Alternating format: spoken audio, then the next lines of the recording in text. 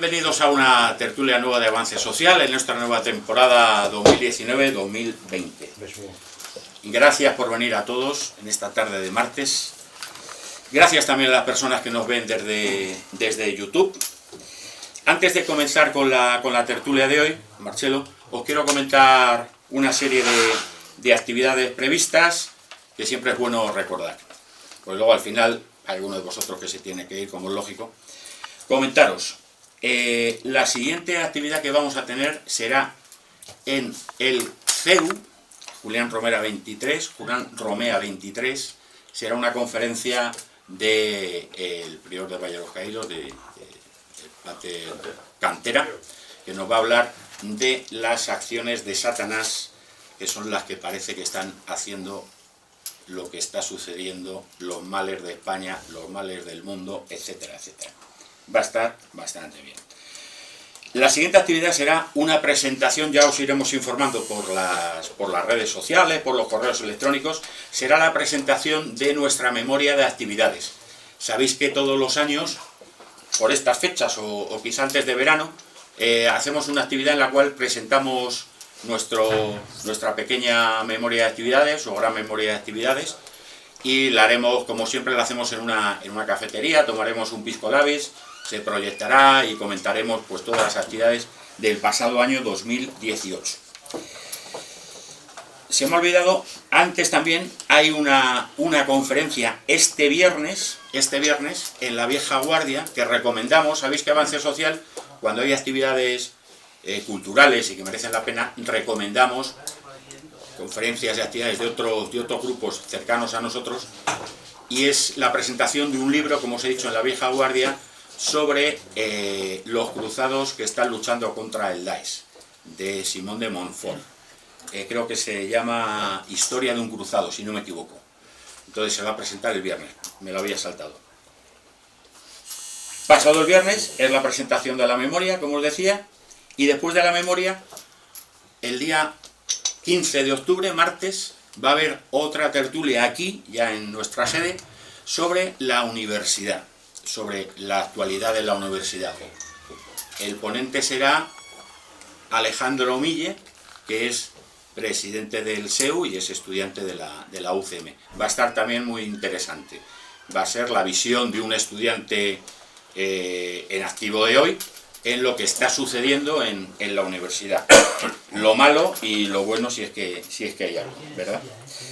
También comentaros que os habrá llegado la revista de septiembre con artículos, como siempre. Estáis todos invitados a colaborar con artículos, con opiniones y demás. Y en la revista tenemos como novedad este año, otros años no lo hemos hecho, Juan os está saltando a todos a la entrada con hemos sacado papeletas para, como os he dicho antes, somos pobres, honrados, estrechos de habitaciones y de salas solamente, y hemos visto que es muy fundamental la papeleta, porque siempre hay algo de dinero queda, y luego pues si nos toca el gordo pues mejor. Ya sabéis, pues la papeleta la compráis, nos las pedís por correo, me llamáis por teléfono, en fin, todo lo demás. Entonces ya no os mareo más y vamos a dar paso a presentar la tertulia de hoy. La tertulia de hoy tiene como título África como fracaso, una descolonización fallida. Como siempre nos hacemos varias preguntas o hacemos varios subtítulos. Europa frente a la inmigración, fracaso de las iniciativas solidarias y teoría del sustitucionalismo y el caos. Para hablarnos de todo esto está con nosotros nuestro amigo Marcelo Caprarella, que siempre lo digo mal el nombre, aunque es amigo mío desde hace años, pero siempre no... ya sabéis. Marcelo es nacido en Foggia, se dice ahí, Italia, en 1969. Es licenciado en Historia Contemporánea por la Universidad de Pisa y doctor en Historia por la UAM. Experto de Historia Económica y Social del Franquismo y de la Transición.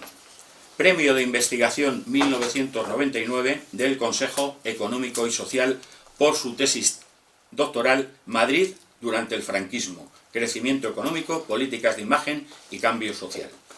Es autor de decenas de otros ensayos publicados y de 2 novelas. Marcelo es además profesor por la Universidad de Nueva York, ¿puede ser?, en el 2003. Y el último ensayo suyo importante publicado es de 2016 y se llama Postmetrópolis sobre la transición en Madrid, ¿correcto? Sí. A nivel de militancia, pues Marcelo con 16 años ingresa en el Fronte de la Juventud en Italia y en España es representante del CTIM, que es Comitato Tricolore Italiane en el mundo. Sí. Lo he dicho bien. Y luego, entre todos los datos que me ha pasado, él es fascista italiano. Yo ya me callo y a partir de aquí le damos paso a Marcelo para que nos hable de este tema tan peliagudo como el Open Arms, como todo el tema. Sí. Adelante, Marcelo. Digamos que el enfoque que voy a utilizar es primero historiográfico para abordar el tema de la inmigración ilegal en Europa con las recaídas políticas que tiene este fenómeno. Luego voy a lanzar una serie no de propuestas mías, sino resumir el debate ideológico que ha habido en el campo de la derecha, sobre todo francesa, no la derecha tradicional de la Nouvelle Droite, sino la última discusión, el último debate que ha habido dentro del cuadro de la derecha francesa e italiana sobre la inmigración, y hablar un poco de la teoría del sustitucionismo, que es la que en los últimos años ha circulado y que ha tenido una traducción política a nivel de propuesta, tanto en Italia como... No tengo una voz muy alta, lo siento, tengo un tono de voz un poco bajo, pero espero que se me pueda escuchar. Últimamente lo que oímos,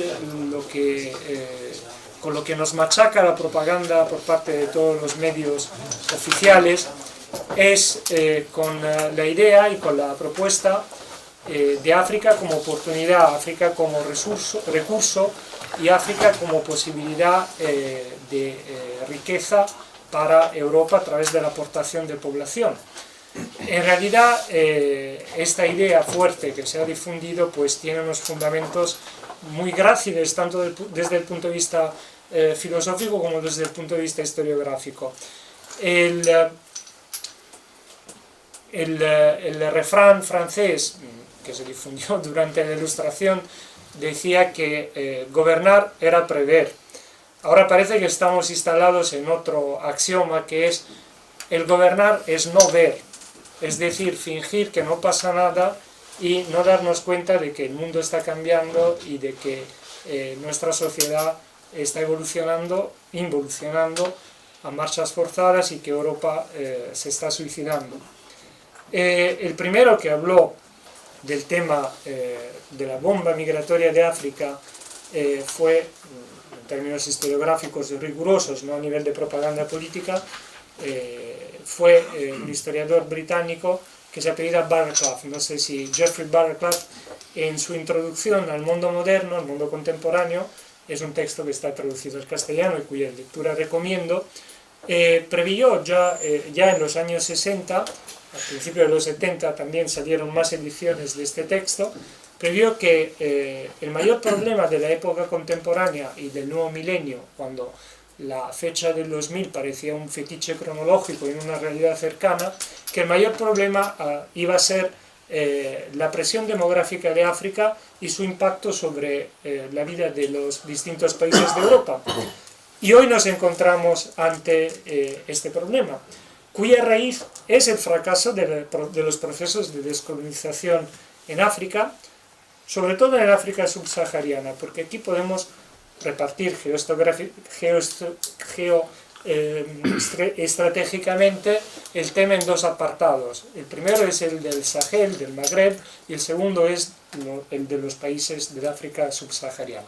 Bueno, yo obviamente no os voy a dar una conferencia sobre los procesos de descolonización en cada país, pero el caso es que la creación de estados fantoche y de estados ausentes y todos los problemas que ha habido, sobre todo en África subsahariana a partir de los años 70 y en los últimos años con las primaveras árabes, pues han tenido un impacto muy fuerte sobre la calidad de vida de los europeos y sobre los mensajes de las distintas fuerzas políticas. Yo analizaré sobre todo el análisis que se ha hecho desde el campo de la derecha de este tipo de fenómenos. Jeffrey Barakat, por un lado, acierta cuando indica las causas del mayor fenómeno que nos iba a impactar en el nuevo milenio, que es la bomba demográfica de África, pero por otro lado, Jeffrey Barakat tiene una visión demasiado edulcorada e idealizada de la descolonización. Según Jeffrey Barakat, la descolonización es un proceso positivo porque produce una democratización de los países de África y al mismo tiempo avance social y económico. En realidad, el gran fracaso que tenemos a la vista todos es que fue exactamente lo contrario, por una serie de razones que sería interesante analizar caso por caso y país por país, pero que también tienen que ver con manipulaciones políticas que se hicieron de la descolonización. Muchos países que todavía hoy se ven envueltos en procesos de guerras civiles acabaron bajo la órbita soviética, pienso en Etiopía, en Eritrea, y luego pues hubo países como Angola, como Mozambique, que se vieron involucrados en sangrientas guerras civiles en los años 70, y con intervención de Cuba y con intervención de toda la propaganda internacional comunista. No me interesa hablar de estos problemas, me interesa analizar las contingencias actuales que, sin embargo, parten del fracaso de la descolonización en África y la creación de estados que no han sido capaces de administrar ni recursos ni convivencia entre las poblaciones. África es un polvorín, como sabéis. Lo único que cabe añadir y que es verdad de lo que nos cuentan es que hay mucha gente que llega de África porque llega de países que se encuentran en situación de guerra. Luego hay una inmigración económica e incluso nos hablan, últimamente está de moda, de una inmigración climática, pero bueno, esto forma parte de un delirio actual y muy mañido. La situación de los últimos años la conocéis un poco todos. El país que primero debatió este problema, después de Inglaterra, que empezó a debatirlo cuando se desmoronó ya el Commonwealth y muchos emigrantes, mucha población de las colonias llegó a Inglaterra, pues y creó un choque cultural muy fuerte. Eso pasó en los años 50, después de la Segunda Guerra Mundial. Pero el país en el que se empezó a debatir el tema del impacto de la bomba demográfica de África, y sobre todo de África subsahariana, fue Francia, por razones muy evidentes, porque era el país que había llevado la batuta de la colonización anterior y que no solo se dio, digamos, como centro de recogida de mucha población africana en los años 60, pero era un tipo de población cuantitativamente bastante exigua. El problema es que en Europa, en Francia y en Inglaterra se formaron las clases dirigentes corruptas que iban a llevar a la ruina a los estados recién descolonizados de África. Y si se ha llegado a la situación de caos actual es por culpa de esta formación que recibieron las clases dirigentes de África en las universidades europeas. Esto no hay que olvidarlos. Que luego haya habido también tráficos de influencias y corrupciones varias alimentadas o en las que los gobernantes europeos y las grandes multinacionales europeas hayan participado, es un hecho. Pero ahora el problema tiene unas recaídas sobre Europa, sobre nuestros países. La reflexión que hacían en Francia últimamente unos ideólogos que se han clasificado de derecha, pero son ultraliberales, como Renaud Camus, del que se hablará para describir la teoría del sustitucionismo, enfocan el problema desde un punto de vista un poquito genérico, general, por no decir genérico. Renaud Camus hace unos años pues tuvo mucho predicamento en Italia porque escribió un texto que se titulaba La Gran Sustitución y que habla, eso es, de la teoría del sustitucionismo, que consiste en un problema primero demográfico, de edades. Él dice que el problema en Francia no es un problema de sustitución de la población mayor de 50 años, es un problema de las nuevas generaciones. Si vosotros veis la reproducción de la población procedente de África en Francia, veréis que multiplica por varias veces la tasa de reproducción de natalidad de la población francesa autóctona. Bueno, pues esto, decía Renaud Camus como provocación, que había hecho que Francia se hubiese convertido un poco en la canguro de África. Esto se decía hace 10 años. La reflexión era un poquito más amplia porque Camus decía que estaba en acto un suicidio de Europa basado en la pérdida del principio de jerarquía y en la difusión del principio del igualitarismo.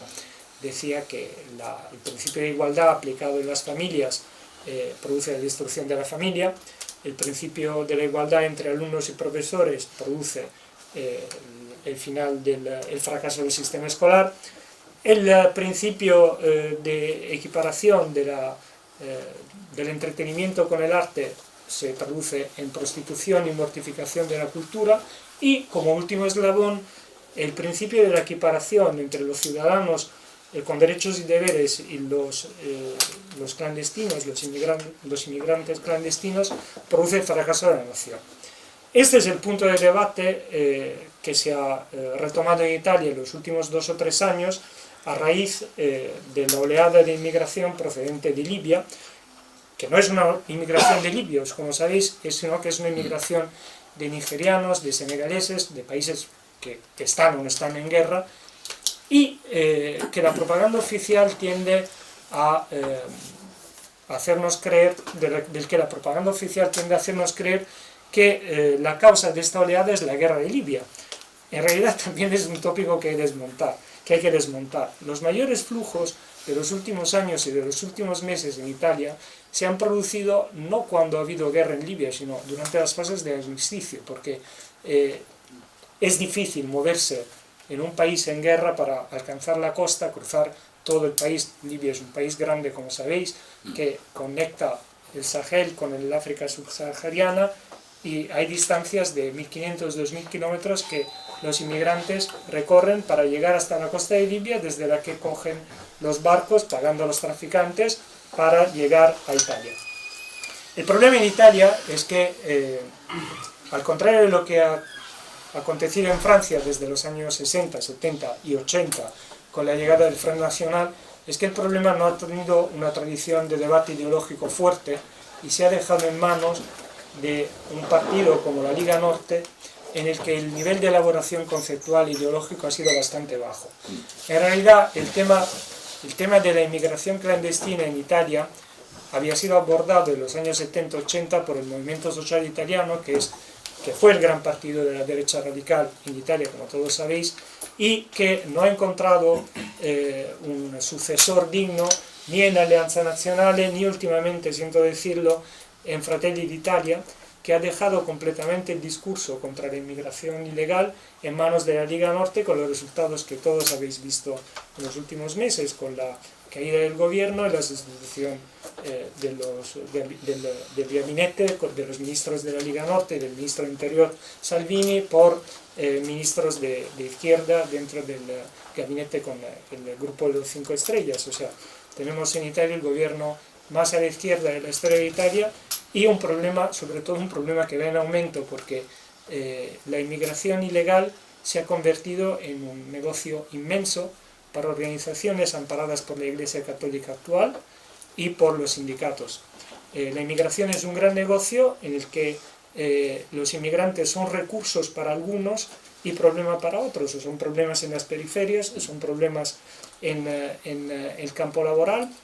La propaganda oficial quiere hacernos creer que se trata de recursos que van a salvar el Estado social, el welfare, que es una tradición de Europa, cuando es exactamente lo contrario. A mí me tienen que explicar cómo se puede decir que es un recurso, una inmigración ilegal, que es un ejército de reserva de trabajadores dispuestos a cumplir con tareas indignas a un precio a una tarifa laboral indigna también, a alimentar la explotación, ¿cómo me pueden decir que esto es un recurso cuando tenemos tasas de desempleo juvenil en Italia y en España o en Grecia, que son los países, sobre todo el sur de Europa por cuestiones geográficas, pero también porque hay un diseño por parte de los poderes fuertes para atacar el sur de Europa?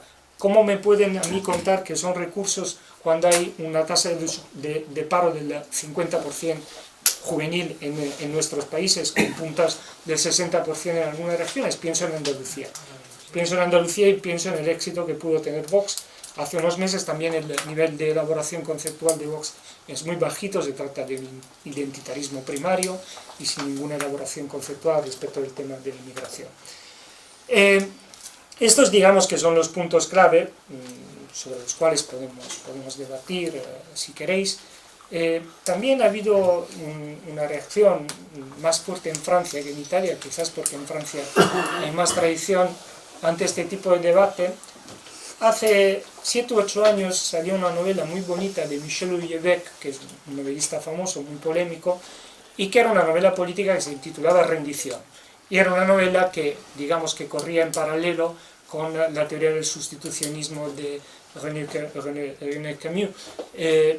Aunque los dos se lleven muy mal, pues la hipótesis literaria novelística que planteaba Houellebecq era la de una Francia gobernada por los islamistas. Este es un segundo apartado muy importante, porque cuando pensamos en el Islam pensamos sobre todo en el Magreb y en el flujo de población que puede llegar de Turquía. Ya hablaremos también del chantaje de Turquía, que es comparable al chantaje de las guerrillas libias y al chantaje que os hace Marruecos a vosotros. Pero aparte de la inmigración del Magreb, el gran problema de la inmigración islamista radical es de África subsahariana. La mano de obra barata y más radicalizada del islamismo radical financiado por Arabia Saudí procede de Nigeria, procede de otros países de África subsahariana, procede de Chad, procede de toda el área de influencia de Boko Haram, del que habréis oído hablar. Se trata del islamismo más demencial, más radical y más violento que se encuentra en el mundo actual. La traducción financiera de todo este tipo de presión demográfica e ideológica es la creación de unos estados cojinetes que viven de chantajear a Europa. Tenemos, partiendo del este, tenemos a Turquía, con lo que pasó hace unos años con Erdogan, que obtuvo fondos de la Comunidad Europea para poder retener en el territorio todo el flujo de población procedente del sureste asiático. Sobre todo, no hablamos de sirios, hablamos sobre todo de Bangladesh y de Pakistán, de este tipo de geografías. En Libia, desde que Italia, que había comprado a Gaddafi de forma tradicional, desde que se perdió la referencia única de un interlocutor como Gaddafi, el problema se ha multiplicado en Italia porque se han multiplicado los interlocutores y las personas a las que hay que pagar, sin tener ninguna seguridad de que sea efectivo el dique de contención que se pueda plantear desde Libia para impedir que esta gente salga y muera en el mar. Porque esta es otra. Hay mucho humanitarismo, pero no se dice que miles de personas mueren, muchas personas no llegan, y que la cantidad de personas rescatadas por las ONGs es mínima respecto a las que llegan por su cuenta y que no sabemos cuándo han llegado, dónde han llegado y con qué intenciones han llegado. Dicho esto, el asunto tiene una gravedad enorme, incluso desde el punto de vista de las relaciones internacionales entre Italia y Francia, porque recordaréis que la situación de caos en Libia junto a los Estados Unidos de los últimos 4 o 5 años ha sido desencadenada por Francia y por un asunto muy banal, muy humano, que es la corrupción del gobierno de Sarkozy. Sarkozy no tenía ningún interés en que siguiera sobreviviendo Gaddafi, siguieran sobreviviendo testigos de las subvenciones que obtuvo desde Libia su campaña electoral. Estas son cosas de las que nadie habla, pero que están aquí encima de la mesa. Entonces, ¿qué es lo que ocurre actualmente en Italia? Estamos, después de la caída del gobierno en el que Salvini, que no es santo de mi devoción, como os decía antes, era ministro del Interior, pues estamos ante un gobierno nuevo que se ha rendido completamente a los que se denominan los planteamientos de Europa. O sea, Europa pide, por un lado se promulga el Tratado de Dublín sobre el reparto equitativo de los inmigrantes en los distintos países de Europa, y luego se deja este tratado en papel mojado. Como sabéis, pues Italia se ha convertido en los últimos 5 o 6 años en el campo de refugiados de Europa, sin que ningún país de los que predican la solidaridad pues haya movido un dedo, ni Francia. Francia, en primer lugar, no lo ha movido. El tercer eslabón de hipocresía es el que se refiere a la solidaridad. Aquí de solidaridad hay muy poco. Lo que hay es un gran negocio, como estábamos diciendo antes, en el que se ven involucradas cooperativas, grupos de presión y también instituciones de católicos maniobradas por la actual dirección de la Iglesia. Son estructuras que perciben por cada migrante, para ellos sí que es un recurso, 42 euros al día, y que aparcan estos inmigrados, estos clandestinos, en estructuras hoteleras para multiplicar el negocio, para que ganen también hoteleros, y se embolsan la diferencia. O sea, no tienen ningún interés en que estas personas reciban ni siquiera un trato digno, viviendas dignas, nada. Se trata de aparcarlos, de multiplicar el negocio a través de acogidas precarias y de hacernos creer que esto es solidaridad y que los malos somos los que rechazamos este mecanismo. En realidad hay una abdicación del Estado. Desde la izquierda yo he oído criticar siempre mucho la externalización. En el mundo del trabajo, en el mundo de la empresa, es una cosa que a mí también me molesta mucho, obviamente, porque es un mecanismo ultraliberal que yo combato.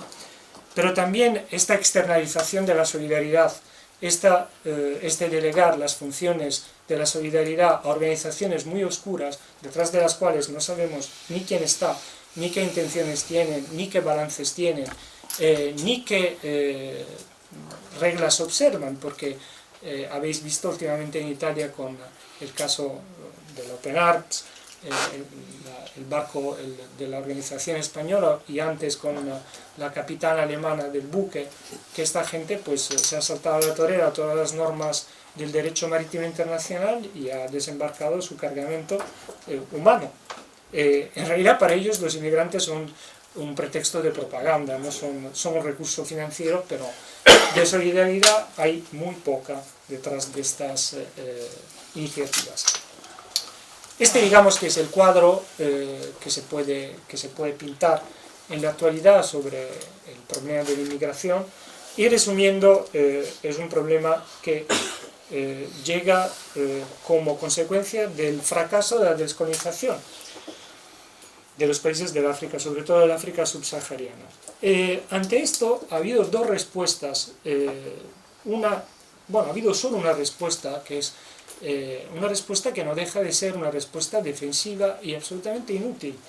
Y es la respuesta de los que, como el mismo Camus, que habla del sustitucionismo, no trae las consecuencias del problema. O sea, ante el sustitucionismo él propone las expulsiones. En realidad habría que tomar la ofensiva, no la defensiva, porque lo de la propuesta de las expulsiones primero puede ser incluso injusto para gente que tiene un arraigo y que se ha construido a lo mejor una vida digna y honrada, porque los hay, no, como todos. El problema hay que solucionarlo en África, no hay que solucionarlo en Europa. Entonces, ¿qué es lo que hay que hacer? Hay que plantearse sin ningún complejo, sobre todo de corrección política, porque lleva solo a miseria, hay que plantearse sin ningún complejo una estrategia, yo la defino entre comillas, de recolonización de África. Es un término anacrónico, obviamente, porque de lo que se trata es de gestión racional de recursos que sí existen, porque estos recursos, por un lado, permitirían una vida digna a las poblaciones de África, y en segundo lugar, abatirían precios de muchas materias primas, lo que no interesa a muchas corporaciones y intereses financieros internacionales, y por otro lado impediría que muchos desesperados saliesen hacia Europa. Y lo más interesante es que este punto de vista está siendo adoptado incluso por ideólogos del África subsahariana. Cada vez más, digamos que las mentes más preclaras del África negra, perdonadme el juego de palabras, se declaran de acuerdo con este tipo de planteamiento. Y es un planteamiento, ojo, que ya está siendo llevado a cabo por países que de democráticos no tienen nada. Por ejemplo, China, no sé si lo sabéis, China ha prácticamente recolonizado Tanzania. Ha comprado inmensas extensiones de terrenos, tanto en Tanzania como en Mozambique, y las está comprando en Angola, para crear recursos agrícolas, para explotaciones mineras, etc. De Tanzania y de Angola no emigra nadie. Preguntarnos por qué. Primero porque hay un control más efectivo, y luego porque la gestión de recursos asegura tasas de crecimiento de 2 dígitos anuales. En Nigeria no pasa lo mismo porque hay un régimen político corruptísimo, como sabéis, y aunque tengan recursos ingentes y petrolíferos, pues la gente emigra porque no encuentra una situación ni laboral ni social estable. Luego hay otra reflexión que yo quiero hacer, y que es una reflexión que nos lleva a una crítica de lo que es el marxismo en sí, ¿no? Marx decía en el siglo XIX, a mediados del siglo XIX, que existía un ejército de reserva de trabajadores para que la explotación de la clase obrera en los países capitalistas de Europa pudiera seguir siempre. Es decir, si uno no acepta un trabajo, pues siempre habrá alguien más desesperado que él que lo hará con una tarifa laboral horaria más baja, etc.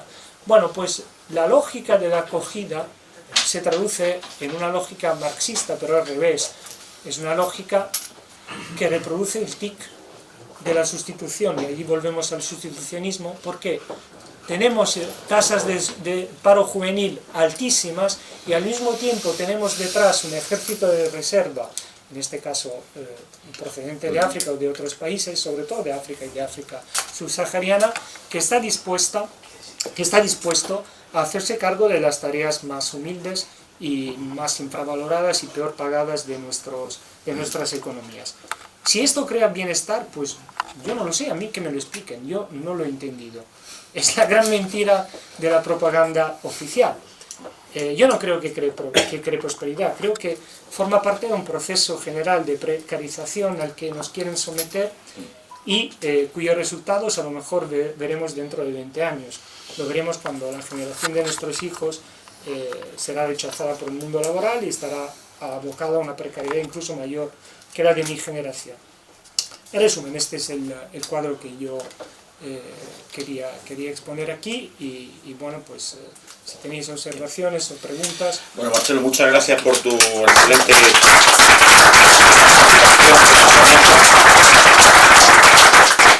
Ahora los veteranos ya sabéis cómo va el debate o la tertulia. Para los que es la primera vez que venís, vais levantando la mano y yo por orden, según veo desde aquí, que vais os voy dando la palabra, porque si nos mezclamos, vamos cambiando, se hace más lío. Y los veteranos ya lo sabéis, el que siempre levanta la mano, aunque no lo parezca, es el presidente Fausto, que es el primero que habla, y luego según vais, vale, Nico, vais levantando la mano o el brazo y yo os tomo nota. Pues mira, lo que nos está contando Marcelo es algo que de alguna forma yo ya intuía.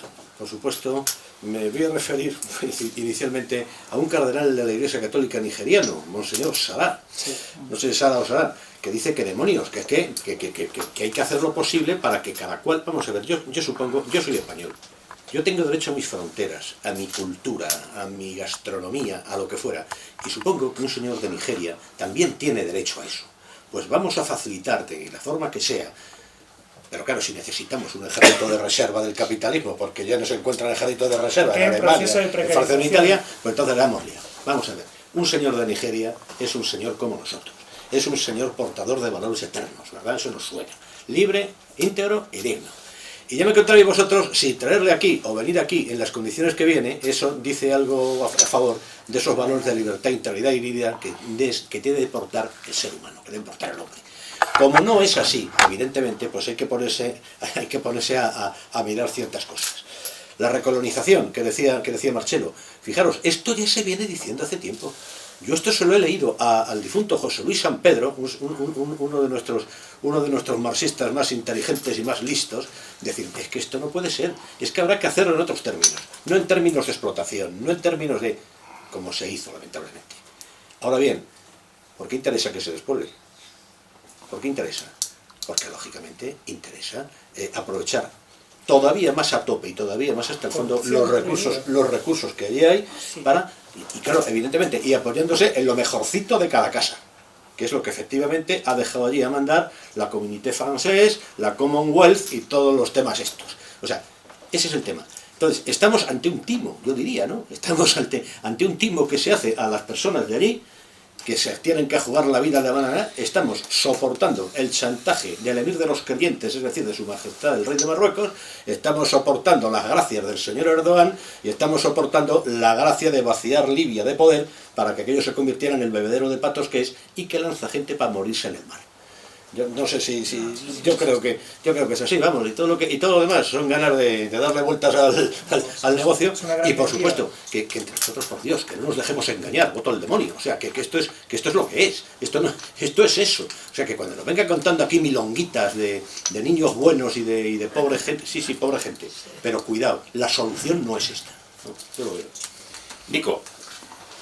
Bueno, pues yo lo primero felicitar al conferenciante, porque yo a mí me ha aclarado muchas cosas. Muchas gracias. Y comparto plenamente el punto de vista. Coincido contigo en varios aspectos. La conferencia se llama La fallida descolonización de África, pero casi que habría que empezar por hablar la fallida colonización de África, que se hizo con unos parámetros y unos criterios. Sí, era una provocación, obviamente. Claro, de los pueblos que ahí estaban. Yo también he estado por allí, he visto la presencia del Islam suní más ortodoxo en países de suyo animistas, por ejemplo en Sierra Leona. Sí, del animismo al sunismo radical, al bajalismo, sin ninguna transición, digamos. El cristianismo tiene poca presencia y el catolicismo menos, y es el Islam el que se está ocupando ese nicho. Y luego está el tema por los recursos. A mí me comentaba un misionero en Sierra Leona que la guerra de África es la misma guerra. Sí. Que va como si fuera en el tiempo si pusieras en el ratón, así de tal, pues que se va moviendo de un sitio a otro y que en el fondo es la misma guerra y es por los recursos. Diamantes, petróleos y minerales estratégicos para la industria informática. Tierras raras, minerales, diamantes, etcétera, que en el fondo es al final la misma porque no nos resistimos en Europa, que no podemos vivir sin los recursos de África, a abandonarla. Y tenemos que estar continuamente creando allí nuestra, porque es... Y luego está que África definitivamente ha perdido el tren del progreso. O sea, no sé, habrá países más o menos desarrollados, pero es que hay países que ya no lo van a enganchar nunca. Bueno, sobre todo hay un problema demográfico inmenso que tiene también ejerce una presión sobre los recursos.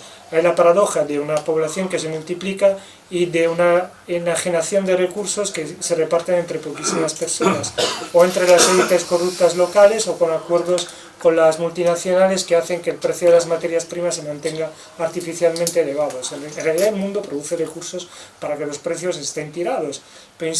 Si pensáis en la burbuja del café, por ejemplo. El café ha multiplicado el precio no sé por cuántas veces en los últimos 20 años. Parece que nos hemos convertido todos en gourmets del café. Bueno, pues sí, pues es así. O el chocolate, o la goma robusta, pues el caucho, cualquier tipo de material. Por no hablar de los materiales que se utilizan en la industria informática, algunos minerales que son fundamentales para la construcción de algunos chips y que se encuentran en Sierra Leona, que es un país en el que la gente vive de forma miserable y en guerra permanente, pues, o en Chad, por ejemplo, que es un país que lleva 10 años de guerra civil, o en Sudán, pues esta es la situación. Luego, si no queremos verla, y como decía antes, si gobernar es prever, y ahora se ha traducido en gobernar es no ver, pues entonces tomemos nota.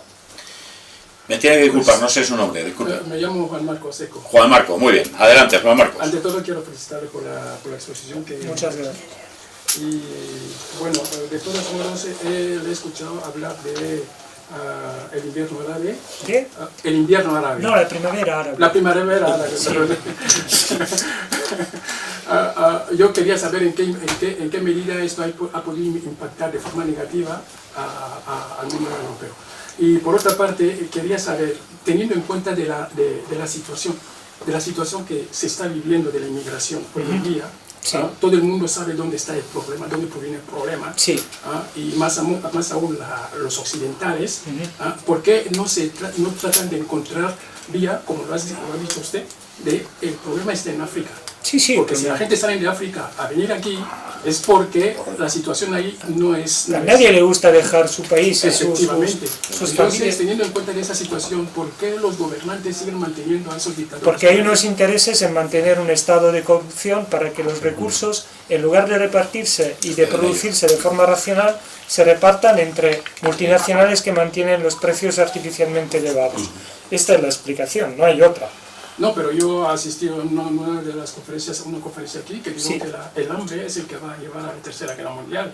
Seguramente. Porque esto es lo que... Seguramente sí, por eso hablaba antes de la bomba demográfica, que fue una previsión que hizo este historiador Jeffrey Barraclough en los años 60 y principios de los años 70, porque hay una presión demográfica y hay una escasa racionalización de recursos. A lo mejor también hay que hablar del tema de la desforestación, que lo que hace es eliminar recursos de tipo básicos alimentarios y avanzar en la producción de madera o de excavaciones petrolíferas, etc. Esto para lo que se refiere a la gestión, digamos, demencial de los recursos de África o también de otros países de Latinoamérica, por ejemplo. En lo de la primavera árabe fue un daño para Europa en dos sentidos. Primero porque fue una gran tomadura de pelo ideológica. No sé si recordáis las pamplinas de Zapatero sobre la alianza de civilizaciones y todas estas chorradas.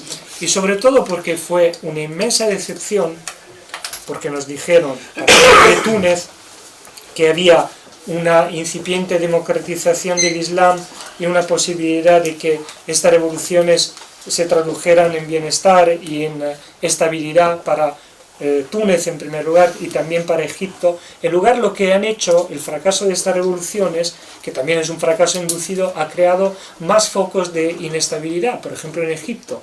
Egipto, que ha sido durante décadas un país estable, pues se ha convertido en otro foco de inestabilidad religiosa, ideológica, de proselitismo wahabita, etc.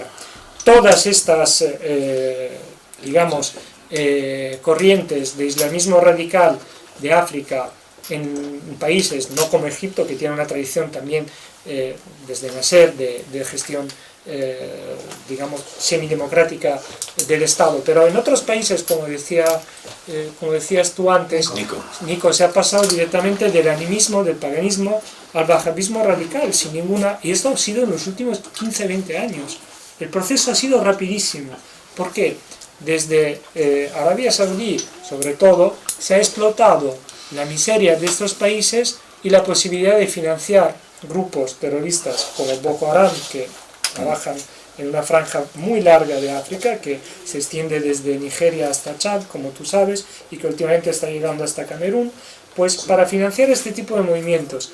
Por eso, cuando nos han vendido hace unos años que el Islam, desde el Magreb, no se habló de África subsahariana, se habló del Magreb, podía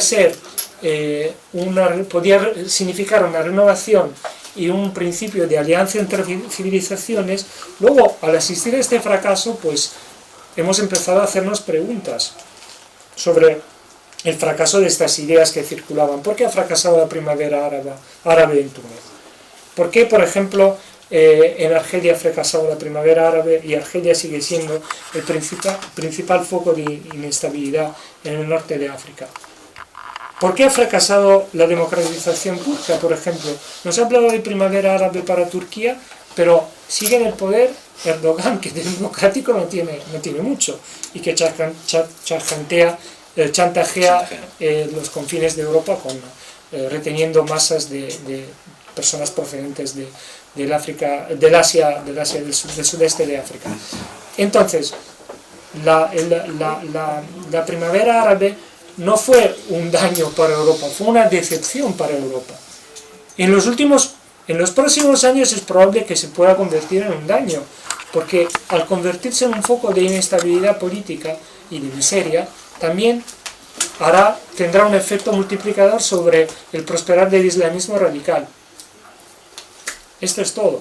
Y con unas fronteras poco vigiladas, como son las actuales, en Grecia, en Italia, y dentro de poco, como actualmente también en España, pues no es para crearse unas paranoias, pero es bastante probable que teniendo enfrente unos vecinos de casa que mueven o que están movidos por intereses materiales muy ingentes y ideologías dinamizadoras, extremistas y radicalizadas como el wahabismo, pues a mí no me inspira mucha confianza el gobierno actual de Túnez, que no ha ofrecido nunca un puerto para los inmigrantes del África subsahariana, que fuera el puerto más cercano. No me inspira mucha confianza ninguna de las facciones de Libia que actualmente se contienden en el poder. No me inspira ninguna confianza la actual administración de Argel. No me inspira ninguna confianza el actual régimen marroquí, que vive del chantaje respecto a España. Esta es la situación. Disculpe, su nombre para... Pablo, Pablo, adelante. Bueno, hablas del fracaso de la descolonización o de la colonización, pero yo hablaría de un rotundo éxito. Y además de un caso que creo sin precedente en la historia, ¿no? O sea, cuando tienes una serie de potencias de todos conocidos que controlan medio mundo, en este caso África, con una larga y dilatada experiencia, más de 100 años, con unos países artificialmente creados de manera criminal, según la vieja técnica inglesa, ¿no? De juntar etnias y trocearlas y tal, lo contrario que hacía, por ejemplo, España, ¿no? Para lo que ya veremos, ¿no? Por ejemplo, que tenemos ahora, para gobernar y dominar mejor, el divide y vencerás. Yo hablo de rotundo éxito, porque, claro, cuando tienes estabilizado ya África en un momento dado, en los años 30, 40, 50, ¿no? Después de, digamos, la anomalía, entre comillas, de la Segunda Guerra Mundial, que tampoco es anomalía, bueno, aquello parece que funciona, o sea, está estabilizado, los países están más o menos controlados y tal, obviamente bajo el dominio del hombre blanco, que es el que conoce, es el mago, ¿no?, que es capaz de hacer eso. Es un salto cuántico, ¿no?, de la prehistoria de la Edad Media al siglo XX. No entro en ahora en valoraciones éticas y morales, yo siempre me he opuesto a ese tipo de colonización, por supuesto. Pero el hecho es que más o menos funcionan los países, están bien administrados, no hay guerras importantes o grandes conflictos y tal. Pero eso te plantea un problema. Es que reproduces de alguna manera nuestra civilización en África con sus ventajas y desventajas, ¿no? O sea, ¿qué carajo haces con una población negra que, si sigues así, como un rebaño de niños más o menos dirigidos en un futuro X, 100 años, 200, 300, van a acabar siendo, pues, más o menos occidentales, capaces de más o menos administrarse de alguna manera o eso, o van a crear los mismos problemas que en Occidente, con lo cual automáticamente la oligarquía tiene un problema muy serio. Tiene 1.000, 2.000 millones más de personas potencialmente pues peligrosas, se van a reclamar derechos, se van a entrar en la misma dinámica. Coño, es mucho más fácil largarse de golpe, aparentemente. Hombre, claro. Eso es lo que no tiene precedentes para mí. O sea, ¿cómo abandonas todo un terreno conquistado y entiendo estabilizado en 2 días? Entiendo tu paradoja, pero... Claro, pues es como si el Imperio Español hubiera desmantelado América. Por supuesto, yo entiendo... Los españoles todos, pero que se hubieran largado de un día, de la noche a la mañana allí, generas un colapso, pero sigues, tú mismo has dado la respuesta hace unos minutos, sigues predando allí. Lo que les interesa lo siguen sacando. Claro, que es el control geopolítico y las materias. Pero hablo de fracaso para la mayoría de Occidente, no para No, para la gente de a pie, claro. Claro, entonces, me refiero, entiendo tu paradoja, entiendo tu paradoja, pero por eso estaba explicando que hay unos intereses que siguen ganando, o sea, las bancas... Por eso no es ningún fracaso para mí, claro, es un Evidentemente, éxito. vamos, es un éxito rotundo para algunos, sobre todo para las élites corruptas de África y para las potencias. Los adláteres necesarios. Ya, pero los yo siempre bolívares, oigo criticar a Occidente como si tuviéramos que flagelarnos, fustigarnos, pero a poca gente oigo criticar a regímenes corruptos como el de Nigeria, pues por ejemplo, o de Camerún, pues son parece, títeres. claro, evidentemente Sí. son títeres, por eso, volviendo a lo que decía ahí el amigo, pues la razón es sencillamente porque conviene que muchos recursos sigan estando en manos de pocos y sobre todo mal gestionados, para que estos recursos se encarezcan, sigan encareciéndose y permitan las ganancias de unos pocos y la precariedad de muchos más. Pues seguiremos pagando las materias primas cada vez más y seguiremos viviendo cada vez peor. Y esto va a generar aún más la inmigración. Claro, pues es un círculo vicioso, por eso te estoy diciendo, la única posibilidad de interrumpir este círculo vicioso es tratar de introducir un mecanismo virtuoso como podría ser el de la gestión racional de los recursos de África, pero no interesa. Una mini nota Sí. para concluir, Pablo, muy bien. Muy rápido, para reflexionar, ¿no?, sobre el problema supuesto artificial realmente del Islam, que ya hunde sus raíces en el siglo XVIII.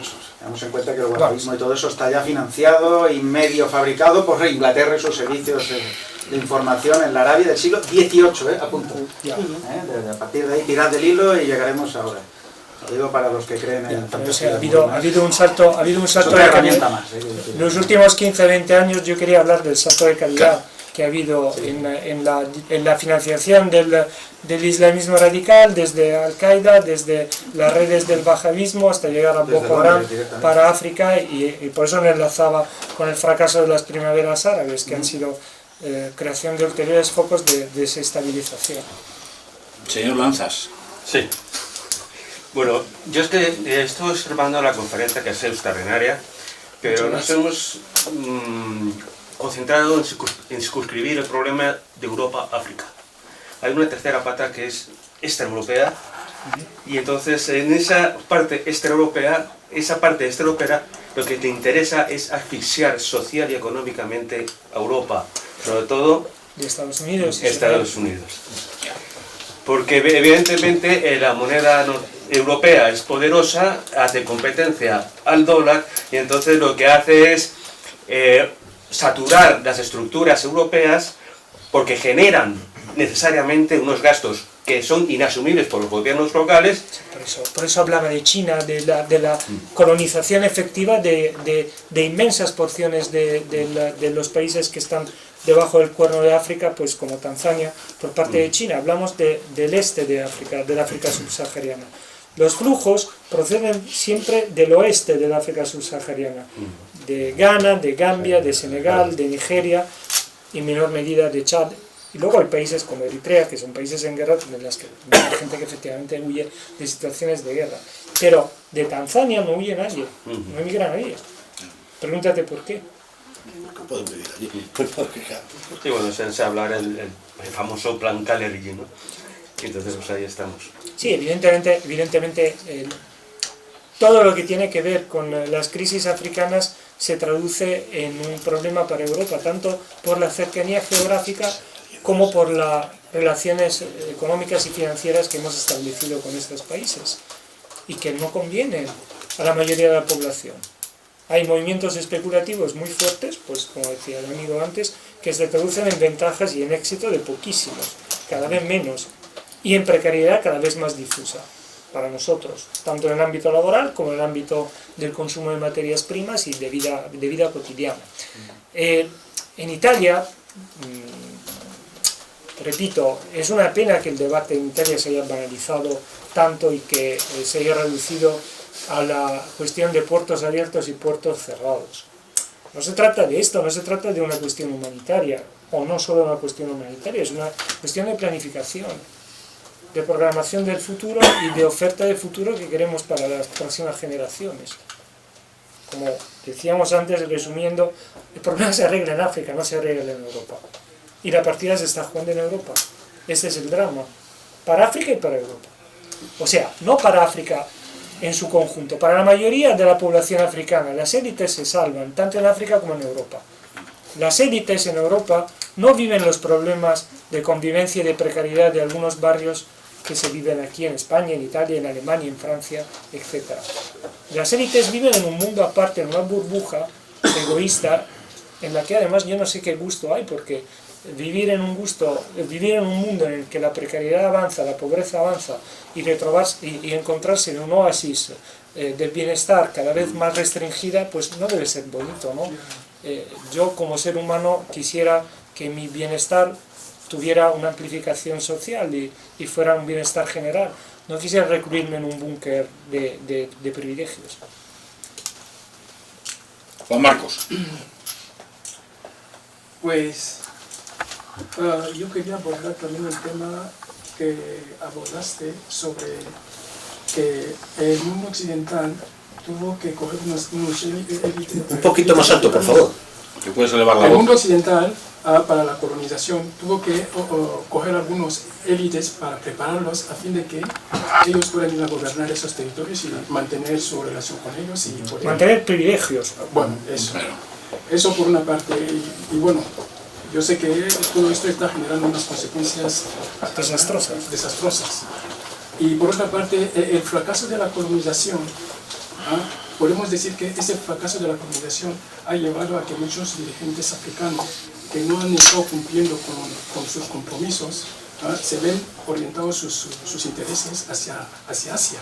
Sí, por supuesto. Porque ellos les dan más ventajas. Por supuesto, se abre otra vía de multiplicación, de reproducción y de mantenimiento de privilegios. Esto es todo. La conciencia en Europa está muy susceptible últimamente, y entonces ante cualquier caso de corrupción, incluso en África, se empieza a protestar, etc. Un país como China no se plantea estas dudas éticas. Por eso estamos dejando la gestión de recursos y de creación de bienestar a países comunistas, totalitarios, que tienen muy poco que ofrecer a África y a Europa, que trabajan solo para sus intereses, y que si pueden deprimir a Europa porque ven un concurrente, una competencia en Europa, lo harán. Es el mismo discurso proyectado hacia las naciones de las élites que en Europa o en África reproducen privilegios. Pues si quieren encontrarse solas en el mundo con su bienestar y sus privilegios, pues yo no lo entiendo como política. No lo entiendo. O sea, vivir en un mundo progresivamente empobrecidos y ser cada vez más ricos no me parece una buena idea. Primero, porque se crean focos de inseguridad. Segundo, porque ¿qué gusto hay? No lo sé, lo digo como ser humano, no lo digo... No tengo una lógica financiera. Yo sí la tengo porque ellos mismos te la cuentan. Pablo, te doy la palabra entonces. Venga, adelante.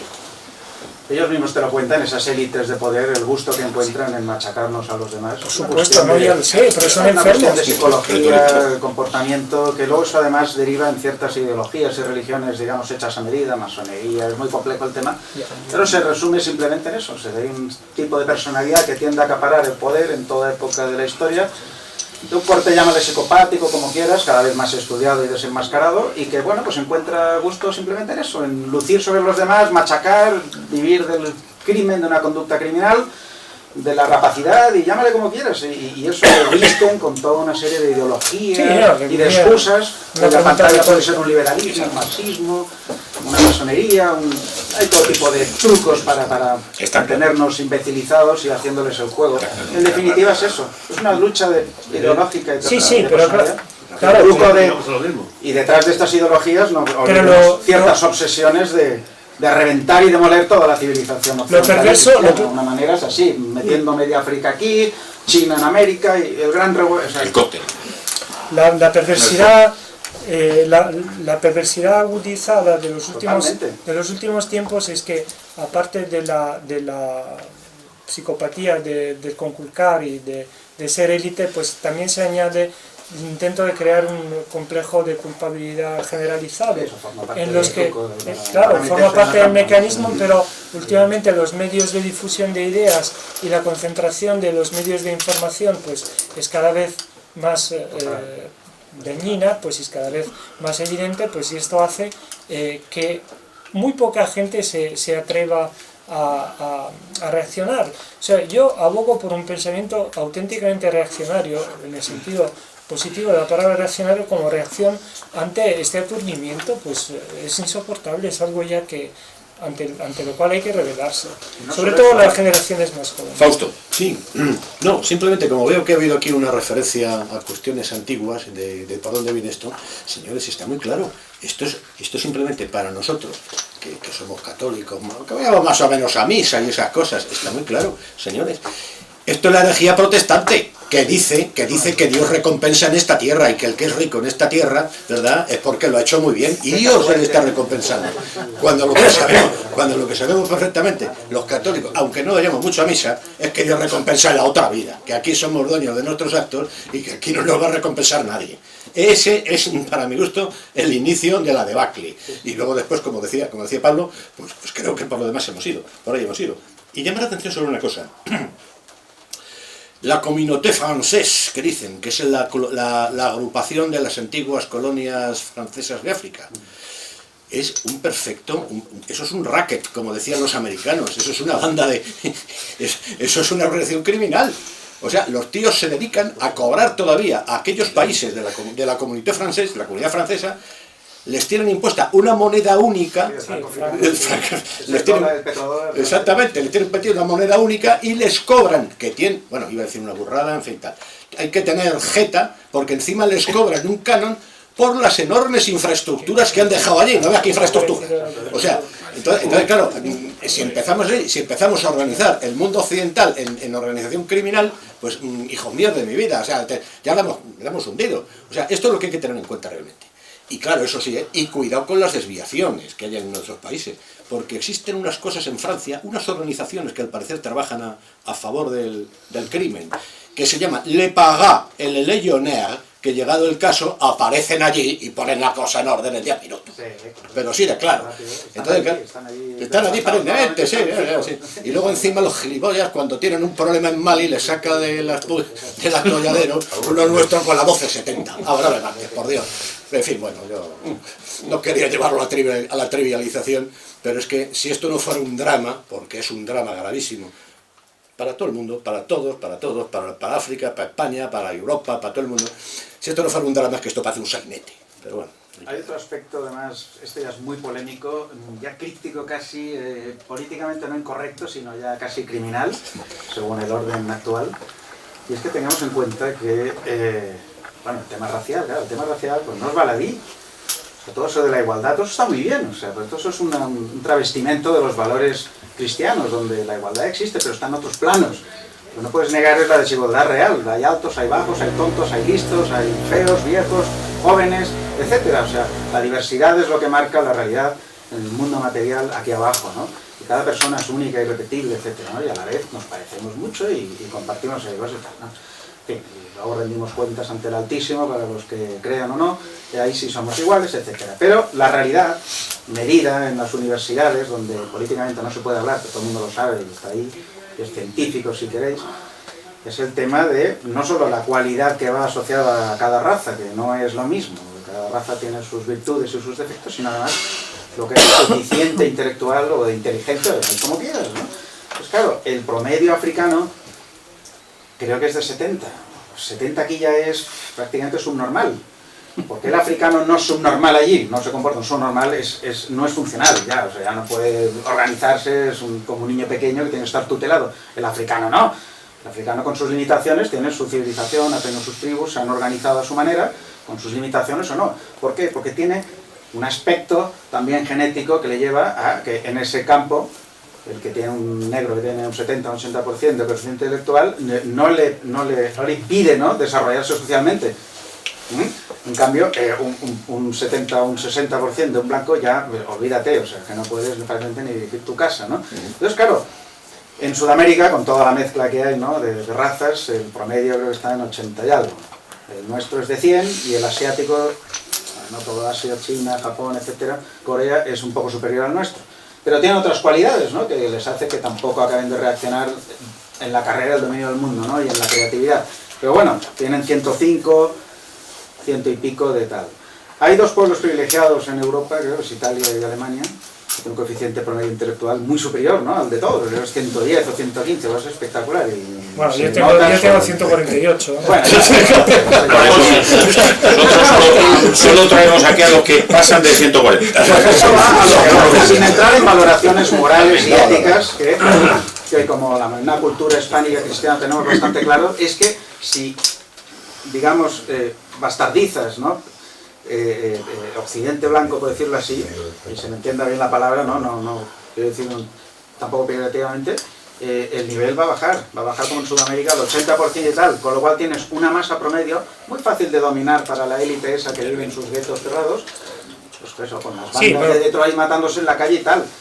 Esto está organizado criminalmente, lo saben, perfectamente, saben lo que están haciendo muy bien, porque puedes importar a otras razas también o hacer la cosa de otra manera.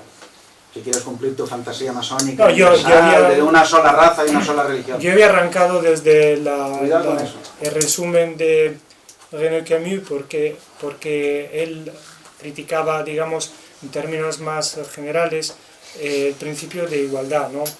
Y decía pues que como última consecuencia, después de todos los impactos de la igualdad en las escuelas que destruye la instrucción, de la igualdad en las familias que destruye las familias, de la equiparación del arte y el entretenimiento que mortifica la cultura, pues el gran peligro se traduce en las naciones, digamos, en la equiparación entre los ciudadanos con plenos derechos y poderes y los que no los tienen. Entonces cuando se llega a... Por eso se habla de teoría del caos, porque eso es la segunda pata de la teoría del sustitucionismo, y por eso se citaba la teoría del caos en el título de la conferencia.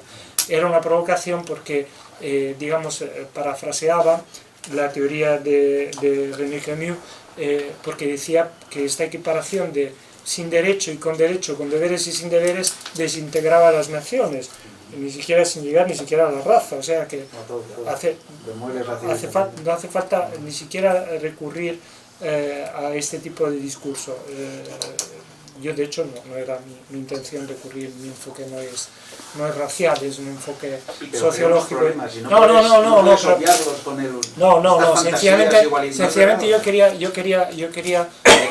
exponer lo que era la quiebra del pacto político entre los gobernantes y los gobernados en Europa.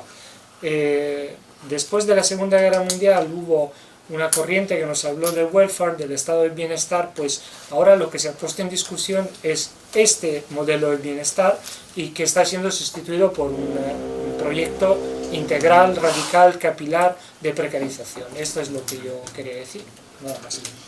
José Ramón, te veo con ganas de decir algo. No, yo creo que no tiene solución. O sea, es muy triste y lamentable cuando hay un problema tan complejo, tan retorcido, en el cual hay tantas fuerzas que actúan sobre ello. Ni la mente más lúcida yo creo que puede ser buscar una solución a ese problema, porque luego están pues los grandes contubernios del wolframio, de los diamantes, de toda esa serie de cuestiones que están en unos niveles altísimos y que conforman verdaderamente el poder sobre la tierra.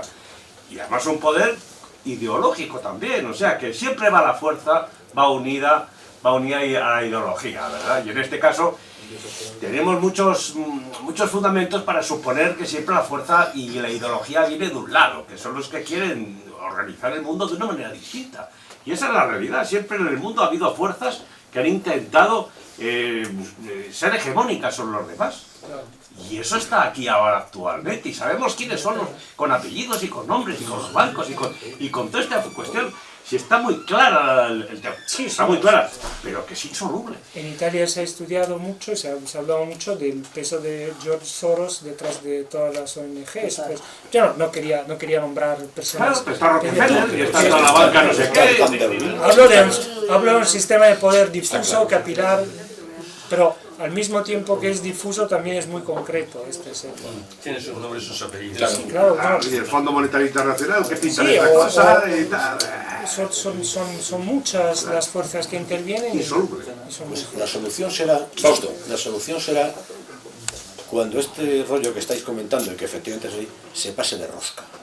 Porque toda maquinaria puede griparse, a base de ir cada vez más fuerte, y entonces aquí los que ahora mismo estamos aquí diciendo, pues joder, estas cosas, que esto no tiene solución, que hay que fastidiarse, que qué cabritos, que tal, pues bueno, tendremos que estar atentos tenemos que estar atentos a cuando se gripe el motor, y Ramón Sámano ya sabe lo que voy a decir. El agua. Cuando no se haga algo por el grifo. La teoría del agua. Y entonces a lo mejor alguno que todavía queremos decir estas cosas, oiga, que mire usted lo que pasa, y quién sabe.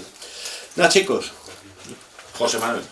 Yo decir que Europa lleva medio siglo tranquilamente destruyéndose, sin necesidad de buscar enemigos fuera, ni grandes élites que confabulen, ni que haya contubernios, ni nada por el estilo, ni que preparen invasiones. Europa demográficamente está desapareciendo. Nuestra civilización, nuestra cultura. Nos falta solamente otro medio siglo para que sencillamente hayamos dicho all war, y entonces ¿quién va a venir a ocupar nuestro sitio? Está claro que ¿quién es? El mundo africano en primer lugar. Luego vendrán los chinos, que a lo mejor los chinos lo que hacen es trasladarse a África. Me da igual el camino que tengamos, pero desde luego posiblemente también vengan aquí. Pues también vengan aquí, pero es que aquí no va a haber nadie para decirle no vengas. O sea, no vengas ni el motivo por el que no vengas. Si es que tendremos que decir que vengas. O sea, da igual, los últimos viejecitos que queden aquí, dentro de 40 o 50 años, tendrán que decir que venga alguien a arrastrar mi silla de ruedas. No hace falta, desde luego, ningún contubernio por ahí para aniquilar. Evidentemente, si te acercas cada vez más al precipicio, pero hay alguien que te da un empujoncito, pues... No, pero eso no, yo creo que eso se está Están convenciendo a la mujer de que tiene que abortar porque es su derecho. Pero yo no, vamos, yo personalmente... Y esas políticas que estuviesen fomentando la maternidad, obviamente, por supuesto que eso no tendríamos ese Pero problema. también esto está Porque, relacionado... de hecho, después de la guerra hubo unos apoyos bestiales a la maternidad. Sí, pero por cosas eso, que ahora mismo están por eso bien. está también relacionado con la creación y la desintegración del estado del bienestar. Ahora, ¿con qué grado de confianza pues una pareja joven se pone a procrear? Primero porque nos hemos creado unas expectativas materiales de niños mimados que hacen y en segundo lugar, sencillamente yo de mi opinión, yo no creo que haya unas élites preparándonos desde los años 50 para ser unos hedonistas. Eso, sí, yo creo que sí. Yo creo que son los que han hecho eso. Yo creo que sí. Yo creo que son ellos los que hemos escogido todos democráticamente. Hay unas élites que nos han preparado, pero Bueno, también tenemos vamos. predisposición. La solución es el fascismo. Que conste. Que conste. Si os parece, como ya se nos echa el tiempo encima, sí, vamos a dar la palabra a Fausto que me la ha pedido. Cerramos con la... Ya sabéis, No me... no me montéis Por favor. capillitas. Tertulias paralelas no. Ya Pablo, sabéis, por favor. ya sabéis, Vamos a escuchar a Fausto, después a Marchelo y cerramos. ya sabéis que yo soy el principio y fin de esta organización, empiezo alargando y termino alargando. No, pero me ha llamado mucho la atención, y además es cierto, todas estas referencias que hemos hecho al estado de bienestar, a esto, al welfare y todo aquello. Vamos a ver, señores, no nos engañemos. Aquí, en Europa, durante los primeros 50 años de la primera mitad del siglo XX, la plutocracia se llevó unos sustos atroces. Se llevó un susto que le pegaban unos tíos ahí en Rusia que hacían maravillas. Se lo pegaban unos tíos en Italia y otros tíos en Alemania que también lo hacían muy bien. Claro, aquello acabó en una guerra donde los hermanos de cuna, es decir, plutocracia, comunismo, se vinieron y derrotaron a quien derrotaron. ¿De acuerdo? ¿Qué ocurrió? Acabó aquella guerra y ¿con qué se encontró la plutocracia? Atención, mucho cuidado con tener a la gente por ahí tirada, porque ya nos han buscado un problema durante los años 30 de este siglo y anteriores. Así que, ¿qué hacemos? A ver, socialdemócratas, venid aquí. Vosotros que sois tan majetes. Mirad, vosotros vais a organizar esto de forma que la gente sí, que la gente trabaje, que la gente tenga pasta, que los ingleses vayan a Mallorca de vacaciones y que los españoles pues se conviertan en la otra potencia del mundo. Claro, es el estado de bienestar, cuidado. Mucho cuidado con asignar el nacimiento del estado de bienestar a la lucha obrera internacional, porque no. A lo mejor algo hay de ello, pero evidentemente lo que hay es una jugada calculada de la socialdemocracia que vio el tema muy claro. Y cuando la parte contraria, es decir, la parte soviética, se vino abajo, porque no tenía más remedio que venirse abajo, porque no tenía ni pie ni cabeza, pues dijo, se acabó, señores, ahora aquí yo soy el amo. Se acaba el estado de bienestar. Aquí no nace ningún niño en Europa. Lo que necesito un ejército de reserva, que decía Marx, y me lo traigo de donde sea. Y así en adelante. De forma que mucho cuidado también por suspirar por el estado de bienestar, porque desde luego yo creo que ni va a volver, al menos en los términos que conocemos, y además para aquí va a venir. Tendrá que ser otra cosa la que aquí responsable y voluntariamente creemos entre todos, si es el caso. Y ya está. Marcelo, ¿quieres apuntar algo para finalizar? No, daros las gracias a todos por la atención y la participación y nada más. Muy bien, pues muchas gracias. Gracias a todos por venir. Acordaros el jueves y este viernes la presentación del libro sobre los soldados que luchan contra el Daesh, la vieja guardia, y el jueves siguiente en el CEU la conferencia del Padre Campeón. Muchas gracias otra vez. Muy bien, ¿has visto el vídeo?